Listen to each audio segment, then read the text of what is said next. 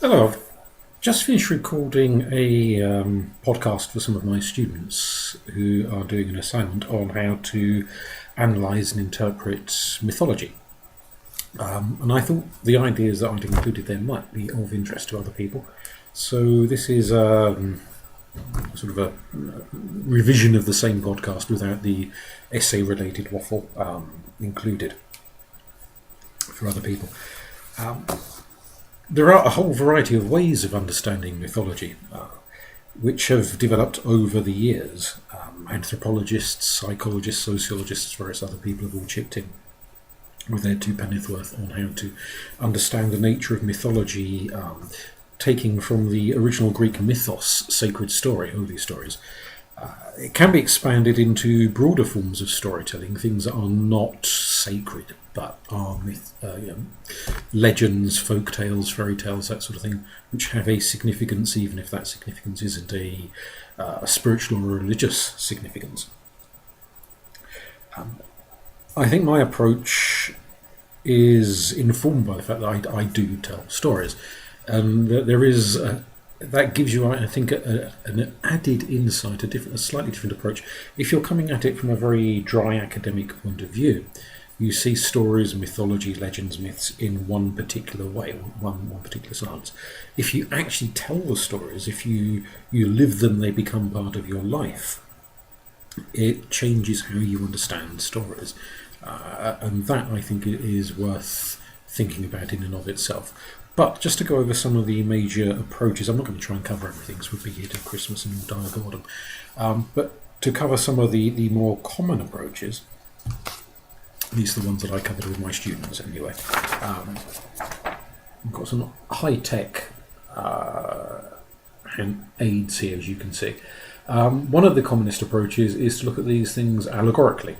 And so it's drawing on ideas from Carl Jung, Sigmund Freud, Joseph Campbell, James Hillman, and an assortment of other people as well. If you consider mythology, sacred stories, to be allegorical, you're looking at them as not meaning what they appear to mean, that they have some additional subtext meaning beneath the overt themes of the story. And for these particular set of allegorists, they're taking the approach that the meaning of the story is to do with human nature. It's giving us, whilst it's ostensibly a myth about gods, goddesses, dragons, fairies, pixies, whatever the thing may be, in actuality it's about humans. It's not about those mystical, magical beings, it's about us. So Carl Jung took the approach that it was an understanding of archetypes, so that human nature being what it is for hundreds of thousands of years, we've all had common experiences regardless of where we are on the planet, regardless of what period of history we're in. Everyone has a mother, everyone will die, the vast majority of people at some point in their life will fall in love at least once, if not several times. Everybody will know what it is to be afraid. Everybody will have these shared collective experiences. And the process of sharing our collective experiences, of thinking about it, talking about it, discussing it, making up stories, songs, poems, art forms, engaging with these emotions, these experiences, is to create archetypes. And then the archetypes take on a life of their own and flow through us. We become part of them as much as they are part of us. And so the myth in presenting a goddess of the earth, it's not really a goddess, it's an archetype of motherhood. At least that's one way of understanding it. But that archetype of the Great Mother isn't just a theoretical structure on a piece of paper.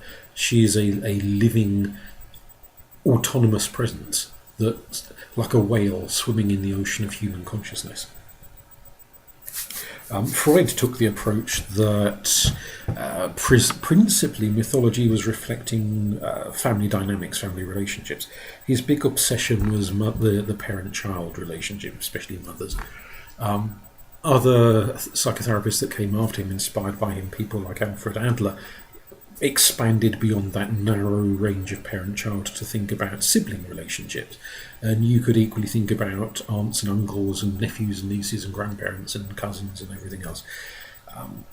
So you can look at a myth. If you're trying to understand a myth, you'll read it with Greek, Roman German, Irish, Welsh, whatever it might be. You're looking at this myth thinking, what does it mean?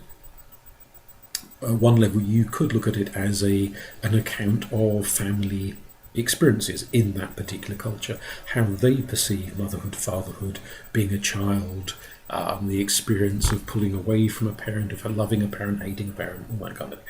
So you can look at it in a very Freudian context, which isn't just sex. I hasten to add, there's more to Freud than just fixating on sex all the time. Joseph Campbell takes a very similar approach to Carl Jung, but he makes the argument that a common theme for so many stories is the journey of humanity, the individual lifetime, that we become the heroes of our own stories, and so many myths and legends have a hero or a heroine, the central figure who goes on a journey, who encounters goodies and baddies and friends and enemies. Maybe they face down death, and maybe they discover some great secret, or they pull the sword from the stone, or they go and find the magic ring, or whatever the thing might be. They have common themes to them, and he argued that these are just different cultures' ways of understanding the story of the developing human psyche from childhood through adolescence, through making friends, through encountering opposition, through going out into the world and then coming back again, and all of these sorts of experiences are then understood in the process. So you can look at mythology, things like Jason and the Argonauts, for example, as an account of the human psyche going through various stages, and it then becomes a sort of therapeutic myth, giving advice, giving guidance, giving a sense of what's going on in the human experience, so that the audience listening to this can think, oh, I've been through that, or I've experienced something similar, and they can reflect on the way in which the myth reflects their own soul. James Hillman goes into even more depth on that, far more than I particularly want to go into at the moment. But he argues that the mythology becomes almost like a sort of a blueprint for the soul itself, helping us to understand how our souls unfold and become what potentially they could be. Introduces us to figures from the collective unconscious. He talks about polytheistic psychology, archetypal psychology even, the encounter with these vast forces that dwell in the human unconscious, which he sees as hugely powerful, particularly the collective unconscious, which is sort of like a group soul of humanity, if you're unfamiliar with that term. So that's one way of approaching it, as this sort of allegorical status. We could also think in terms of social etiology, even. People like Claude Levi-Strauss, Emil Durkheim, Bronislaw Malinowski, and so on. They make a whole series of sometimes interesting, sometimes unbelievably convoluted arguments. Whereas the more psychological, allegorical approach is thinking in terms of the individual human. This is the journey of your mind over the course of a lifetime. The social etiological approach is thinking in terms of a more sociological and anthropological group-based understanding. That stories, myths, describe collective experience rather than individual experience. This is what it means to be a part of a group, a part of a culture, a part of a tribe, a nation. If you go back to significantly earlier periods of history, a lot of people would have been extremely familiar with the stories of their own tribe, their own nation, but maybe much less familiar with the stories of the tribe 100 miles down the road or 500 miles across the ocean. These days, of course, with TV and the internet and mass printing and so forth, we can easily access the stories of Aborigines in Australia and the Navajo in America and the ancient Greeks and the ancient Chinese and all sorts of other people. We can have a world of mythology at our fingertips, or at least so it appears. I would suggest a lot of that is quite superficial understanding of world mythology, but we have access to so much world mythology that for some of us, maybe it's particularly a British thing, perhaps, but we often have a significantly more limited understanding of our own national identity and our own national mythology than we do of the world stage. That's perhaps a point for discussion for some other occasion. Going back to Levi-Strauss, One of his arguments, he argues a lot of things, but one of them was that mythology becomes a sort of a philosophical understanding of the culture in which you live. It puts across concepts of what it means to be a man or a woman, to be young or old, to be rich or poor, to exist within the dynamic of your nation, your tribe, your culture. So that as you grow up, you listen to all these stories from your grandparents and your aunties and uncles and everybody else, and you absorb not just a set of stories about this king did this and then the dragon came along and then the giant turned up and blah blah blah, but you absorb a whole set of social values which explains your life, explains your culture, explains where you fit in to this big picture. It gives you the philosophy of your nation, if you like. Durkheim said very, very similar things, that mythology serves this sort of provision of social pattern to those who are hearing and absorbing, if they see it as their mythology. And I think this is maybe a difference where we're on this global stage now, where I can hear the myths of Greece and I can hear the myths of Japan and I can hear the myths of Samoa. They're not my myths. I may be fascinated by them. I may be intrigued and want to know an awful lot more, but they're not my myths. So I'm now in a position where I can hear myths that don't serve that function for me. They would serve it for Samoans and Japanese people and so forth, but not necessarily for me. So it's that perhaps has changed to some extent through globalization.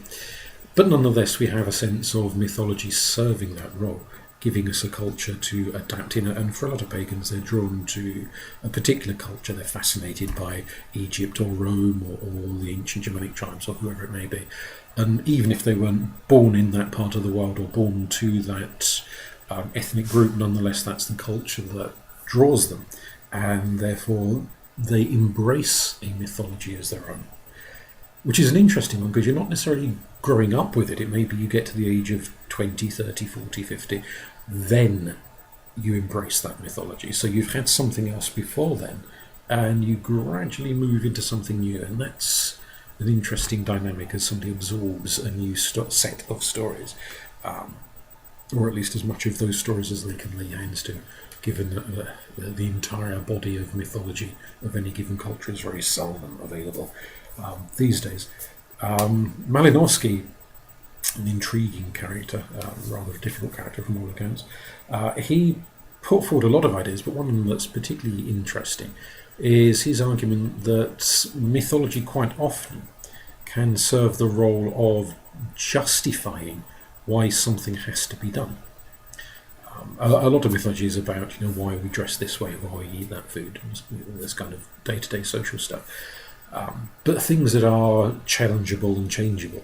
Whereas Malinowski says that sometimes, not every single myth by any degree, but sometimes the mythology serves the function of legitimizing and saying it's got to be this way because the gods want it to be so, because the ancient ancestors, the great animal spirits, whoever the significant figures in that mythology are, have set this thing in motion. Therefore, it has to be done this way. It's not down to human whim, and it is therefore not changeable. The example I gave to my students in the other recording I'll repeat here is the story of Heimdall, the god who stands guardian of the Rainbow Bridge in heathen mythology. One of the stories told about him is how he comes to Earth and he meets with 3 women and has children with each woman. One of those children becomes the ancestors of the upper classes, the other the ancestors of basically the middle classes, and the third the ancestors of the serfs who toil in the fields, or of the lower classes, the cars. So, dogs funding.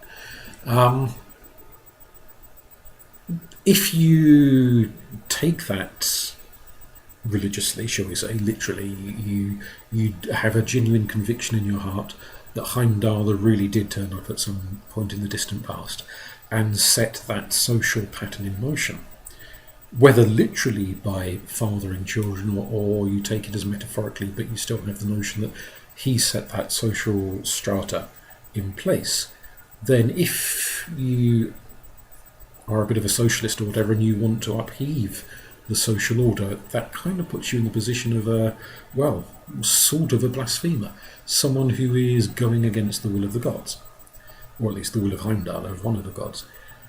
Because the implication behind that is that one of the gods came down and created social order. Therefore it has to be this way. Otherwise you are defying the gods if you want to change it.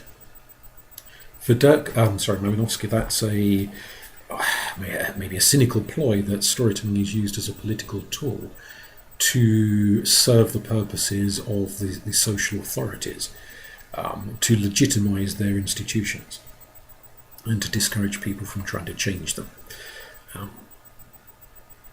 Which is an interesting approach that we don't tend to think of the political context of stories very often. Whether that's ancient mythology or folklore, legends, more recent types of stories.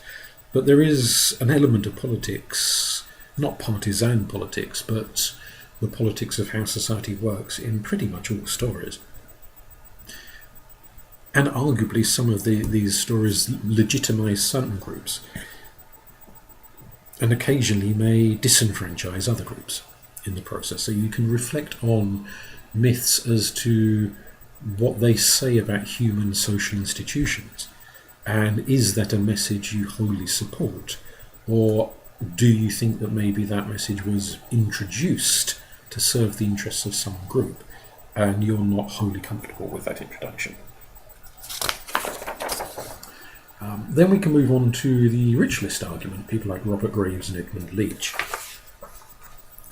They argued that the story comes to explain ritual. Ritual both in the sense that modern pagans mean it high ceremonies and religious occasions, but also anything which has a sort of loosely ceremonial ritualistic aspect to it, which could be the Japanese tea ceremony or something in that vein. How we engage in any kind of semi-ritualised behaviour, graduation ceremonies. It doesn't have to be anything ancient and mystical, it's all sorts of rituals and ceremonies.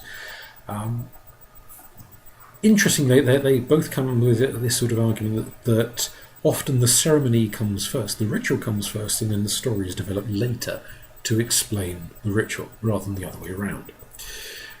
Which is because I tend to think of it the other way around, but their argument is an interesting one.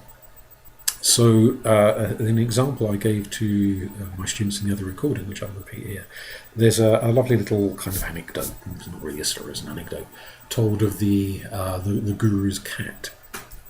There's this wonderful old monk, an abbot, who sits in a monastery with all the students around, and they have a meditation room, and every day they turn up and meditate. But the old guru, the old leader of this community, has a pet cat. And they're all sitting there going, meditating away. And the cat does what cats do. It wanders around the room and it sort of plays with people's feet, and it rubs its head up against the monks, and it distracts them. It disrupts their meditation. And eventually they plead with the old guru, the old abbot of this community, can he please restrain the cat whilst they're meditating? So he gets a little collar and puts it on the cat, a little chain, a little lead, and knocks a peg into the floor so the cat sits within. It doesn't wander around the room.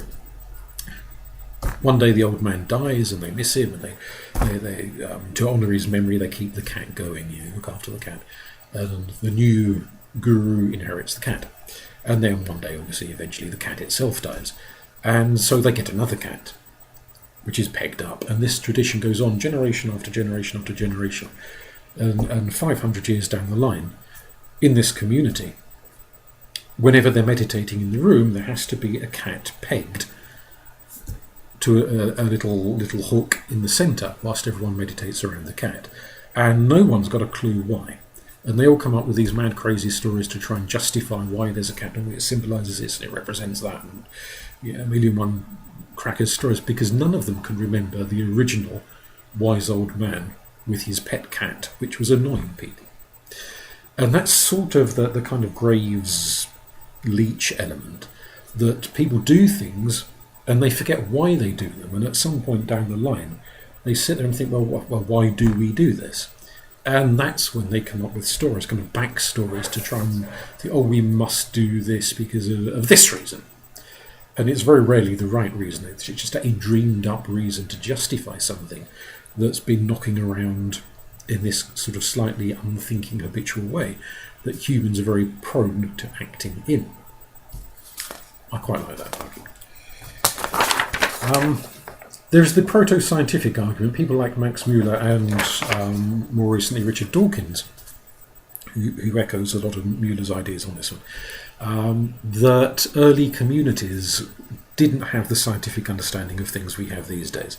So they tried to account for natural phenomena in ways that made sense to them, and they came up with stories of gods and spirits and this and that and the next thing.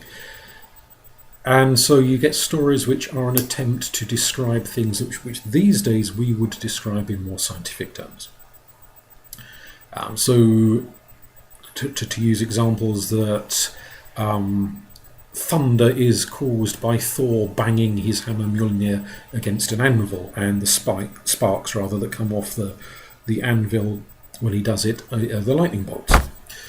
Or you've got the story of Hades abducting Kore and taking her to the underworld and causing her mother Demeter to grieve.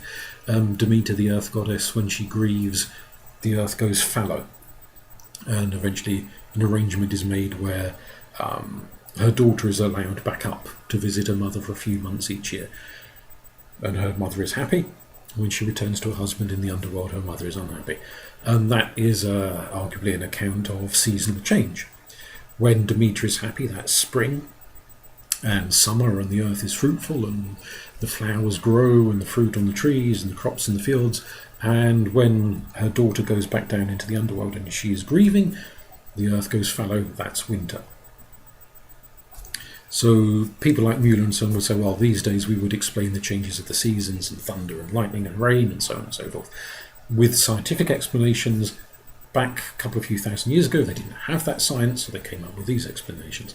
And there are some stories, in all fairness, that do lend themselves to an interpretation of seasonal change and so forth, or weather phenomena, that kind of thing. I personally find that argument very, very naive, in that it assumes people in the ancient world were far more clueless than the evidence suggests they were. There's examples of rhinoplasty nose jobs in India several thousand years ago. They were building, ancient cultures around the world were building pyramids and ziggurats and erecting Stonehenge and creating the Parthenon. They were engaging in metallurgy and studying the stars. They were really much more advanced scientifically than we give them credit for. Now, that doesn't mean every farmer tilling a field understood the ins and outs of these scientific advancements any more than these days somebody stacking shelves in a supermarket understands the ins and outs of scientific advancements. But they did have experts, specialists, who were scientifically advanced. Did they tell these stories about gods with hammers banging on anvils for the benefit of an ill-informed populace? Or, which is what I would suggest, were these stories understood poetically? So they didn't for a minute imagine there was a giant in the sky banging a hammer. They understood that as a poetic metaphor. And when we take literally what they understood metaphorically, and I'm not the first person to say this, we do a disservice to the knowledge level of our distant ancestors. Possibly so. But anyway, another approach advocated by people like Anaxagoras is that stories have moral dimensions to them. They teach us, in a given culture, you grow up learning these stories from grandparents and aunts and uncles and what have you. They teach us moral lessons. This is how to behave. This is what not to do. And there is an argument from people like Xenophanes and Anaxagoras and so on, that when gods seem to be behaving badly in stories, it's not because the gods really do behave badly. Rather, this is a moral lesson to say, if you behaved as a human being in this way, these would be the negative consequences of that behaviour. And so it's things like being honest and not cheating on people, not murdering, not stealing, don't do this, don't do that, and encouraging positive lessons on being a good host. So the old Greek stories about Zeus turning up disguised as a beggar and knocking on someone's door, and they take him in and they give him food and so on, and then he rewards them for their their kindness and their generosity is a way of conveying the importance of xenia, of hospitality, of host law, looking after your visitors and your guests, because thereby you might be entertaining gods, or in the Christian context, angels. It's that kind of way of conveying moral values, and certainly an awful lot of myths do have a lot of moral values within them. Even things that are maybe more pragmatic than moral, like the stories of the Kelpie, who shapeshift in Irish and Scottish folklore, take on the shape of horses and stand by rivers looking very kind of equine and pretty, and then gullible passers-by try to get on the backs of the horses to ride off with them. And the horse leaps into the river, turns into its real form of this monster, and drowns the person who was riding on their back and eats the bloated corpse. Which you could take as a general suggestion, a discouragement to children to play near rivers and swampy areas and so on, by saying, oh, if you go there, there's these monsters that will get you and they'll drag you in the river and they'll eat you. Say that to a 7-year-old or a 6-year-old or whatever, and that's more likely to put them off of going too near the river than some rather dull, long-winded explanation of falling in, drowning and so forth. It's a practical warning away rather than a moral in the more conventional sense of the term. Then we have historical stories. Euhemerus argued, he was another Greek, that figures like Zeus were once human kings who had been regarded as gods and then reverenced as gods after their death. And by this time, the story of them was told 100-odd occasions. People had forgotten that they were once kings, and they end up king of the gods rather than just some human king. Similar arguments have been made about Azar and Azet in Egyptian mythology, about Odin in Germanic mythology and so on, that various different figures might once have been human beings. And it's not impossible. And even if we broaden out from Euhemerus's rather limited approach, we could certainly, a lot of myths include records of events that have happened, wars between different nations, discoveries of new land, that sort of thing, inventions, how people came up with various different social customs and laws and scientific inventions and whatnot. So elements of history interweave with elements of mythology, and certainly the further we go back in time, the less distinction is made between history and mythology. Whereas these days we have the idea that history happened, these are real events, Hitler really did exist, Churchill did exist, Napoleon did exist, etc. And they did these things on these dates in these places. Whereas we have the idea that mythology is somehow made up. I'd argue that an awful lot of history these days is, shall we say, to put it politely, is interpretation rather than specific. Definitely did happen this way for this reason. But in earlier periods of history, the idea of an actual king encountering a god or goddess or what have you wasn't seen as sullying the history with the mythology. It was an interweaving of the two and a union of both, and it wasn't seen as conflicting in any way. Which kind of leads to the last bit, the theological approach. Sallustius argues this, as do I. Well, actually, I argue most of it, but I particularly like this one. Mythology, tales of gods and goddesses and so forth, can be understood as biography of deities. A story describing Odin or a story describing Bast is a story describing Odin, is a story describing Bast. In the same way that historical accounts of Julius Caesar are attempts to describe Julius Caesar and the kind of things he did and why he did them and so forth. We can understand the notion of revelation within storytelling.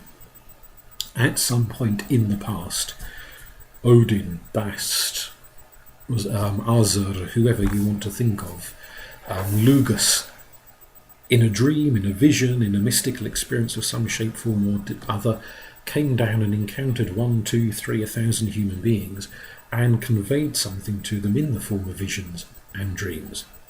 And when those people came out of their trance states or woke up the next day, they told those stories to somebody else who told them and told them and told them, and on it went. And so that story snowballs and snowballs. And maybe bits get added to it, maybe bits get forgotten and dropped and altered and changed, but at the core is a spiritual encounter with another consciousness, another being. That being could be a god, could be the consciousness of some thing that these days we might label inanimate, the consciousness of a mountain, of a tree. It could be an encounter with an entity or an ancestral force or an animal spirit or whatever. But it's a recollection of a being, and the story is an attempt to describe the nature of that visionary mystical experience in a way that the people sitting around the campfire will understand. And if you've ever had one of those kinds of experiences, they can be incredibly difficult to describe, to get across to somebody else. Something that is intensely emotional, intensely personal, intensely transformative. How do you convey the nature of a god? It's not an easy thing to do. So you put it into the best terms you can come up with on the spot. And that might mean using metaphor, it might mean using colour imagery, it might mean using animal imagery, it might mean using all sorts of things to try and get across to another person who hasn't had that experience what that entity is like. And so it becomes that being's way of trying to communicate with humans is to put itself across in a visionary form, and then that human conveys it to other humans in story form. Now, obviously, with all of this, they are not mutually exclusive, which is worth bearing in mind. It's not that one approach is the right approach and everything else is codswallop, because stories, as they persist over hundreds or thousands of years, are rolling stones. They move and they accrue and they change and they develop, and bits get added to them. So 2, 3, 4, 5, all of those ways of interpreting mythology can be equally true of any given story you might want to apply your analytical skills to. Ways of applying, you can obviously do it in discussion with other people, or reading books or what have you, sitting, talking, ruminating, contemplating. But to return to a point I made at the start, telling the story, I think, is also very, very important. Whether you tell it to the mirror, whether you tell it to your dog, whether you tell it to a handful of friends, whether you tell it to 100 people sitting in a hall, is entirely down to you, what level of telling you do. But to convey that story to somebody else, to get it out your mouth, on paper or in spoken form, to express it, to articulate it, is to start living the story, is to start thinking, if this story were told from the viewpoint of this character or that character, would the dynamic of the story change? So if you were telling the story of how Thor goes to rescue his hammer and has to dress up and disguise himself as Freya, if you told that story from Thor's point of view, it would be one thing. But if you told that same story from Loki's point of view, or from the giant's point of view, that might significantly shift your understanding of that story, of what it's about. So it then enables you to experience that story from different stances. And I'd suggest, being a polytheist myself, the more you talk about certain deities, the more present they become in the story, either approving of it or telling you that you're getting it wrong. They start to communicate through you, and the story starts moving away from you and becomes more than you, becomes a lived experience. And that gives you an insight into stories which the somewhat dry academic approaches lack.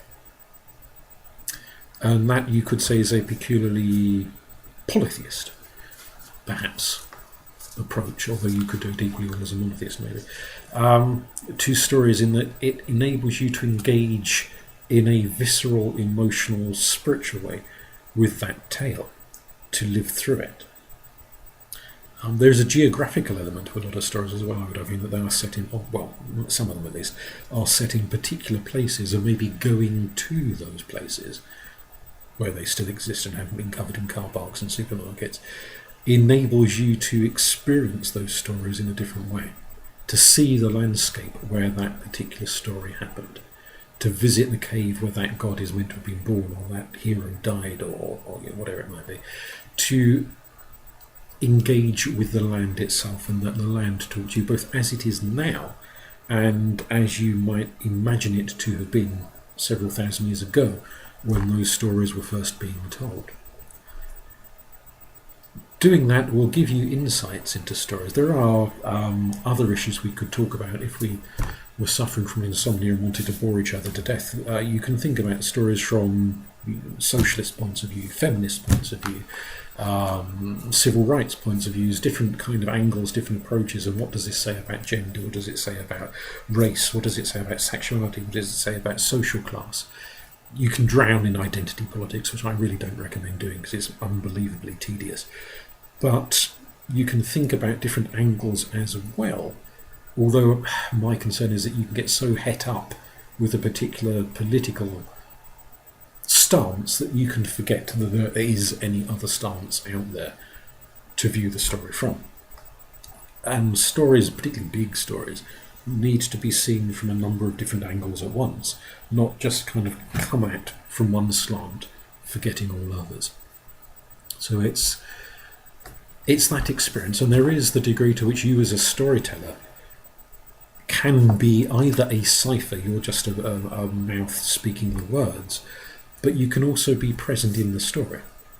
So if you're a woman and it's a story about a goddess or a queen or a princess or a warrior woman or whatever, what does it mean to you as a woman, and would a man telling that story understand it in the same way?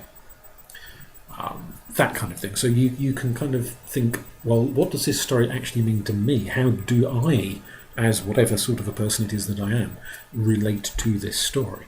What life experiences have I got that echo into the story? Or conversely, what bits of this story have never happened to me, and therefore I don't quite get that bit of the story because I've never had a child or something, and therefore I don't understand that bit of the story where somebody has a child. So it's that kind of, whether you are present or whether you are trying to absent yourself from the story is another angle again, because the story isn't a rigid kind of fixed on paper, fixed in stone thing. It's a lived phenomena between you and it and the audience listening to the story, who could be a very mixed audience and they're all tuning into different bits of it, and the beings about whom that story is told, because they are, I would argue, present. It's, we talk about your ears burning because someone's talking about you. I suspect for a lot of non-human entities, when they're being talked about, they I think, going from experience, become aware of that and sometimes take an interest in what is being said about them, what is being understood about them. But I think that's more than enough waffle for now. So I'll leave that one here, and hopefully it'll be useful to some people. If you've got any questions, or you would like angles gone into in more depth, or things I didn't say you think I should have said, do let me know. It'd be nice to have some constructive feedback, and perhaps I'll record something else in a similar vein later on, building on people's questions and so forth. Thank you.